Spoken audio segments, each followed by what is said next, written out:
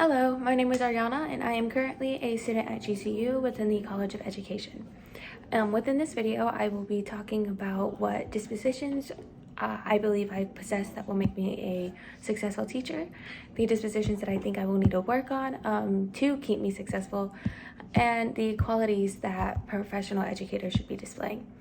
So firstly, I feel like I possess many of the dispositions needed to become a successful teacher.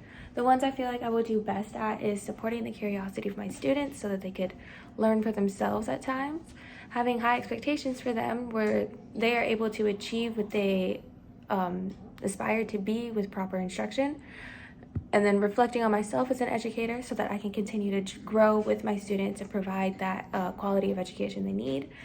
And also just staying dedicated to this profession for the rest of my life, practically. So I feel like the curiosity will be something very important because it will teach the students to have some sort of self-drive, self-learning, and it will make it fun where they can explore all of their ideas and thoughts, and I will encourage this for them. And then I also believe that every student is able to learn under the proper instruction. So I will be tailoring my instructions, I guess, towards each student at times. So I will do a lot of one-on-ones and make sure that if there is somebody who I know is struggling, they are also getting that extra help needed so they may be on par with the rest of their peers. Self-reflection is something that I do within my daily life and that I do intend on using in my professional life as well. I believe that no amount of self-reflection is too much and that there is always something to be gained and something to learn about yourself in order to continue on with doing your best at what you wish to do. So that will be very important to me as an educator so that I can stay on top of it. And then also my dedication to the profession. This is a lifelong profession that I am going into. You don't just decide one day, I don't want to be a good teacher anymore, because it's not just about you, it's about the community as well.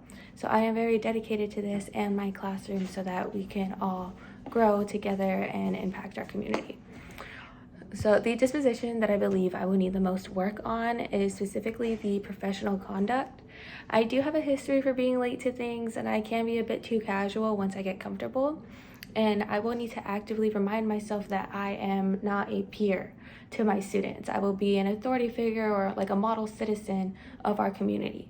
So part of that professionalism that I do struggle with is that sometimes I may get a little bit too personal, and that is something also within the model code of ethics that I will need to keep in mind, that this is not for fun, it is also a job. And then another part of the professionalism that I feel I will struggle with is the frequent and effective communication, specifically to parents. There are some things that I do not always communicate, mainly because I don't feel a need to, but others may feel that they need that information.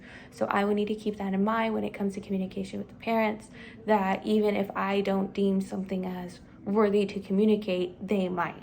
So if I have a parent who likes to be very proactive within their kids' learning, I will need to remember these things and communicate to them every small little changes and differences that I notice.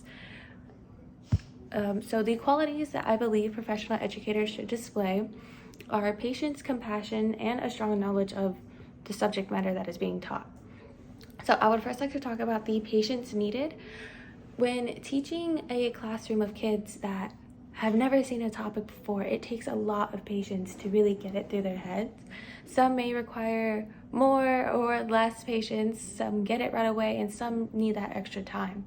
And then that, I believe, is where the compassion comes in.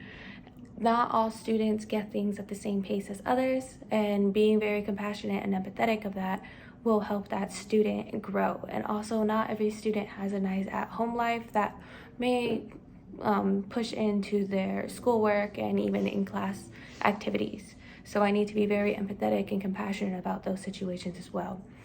And then one that I feel makes the most sense is the strong knowledge of the topic they are teaching. I need to really hold myself to that standard of an expert at my subject so that I can best explain it to my students with the best compassion and patience that I have. Okay, well, thank you for watching.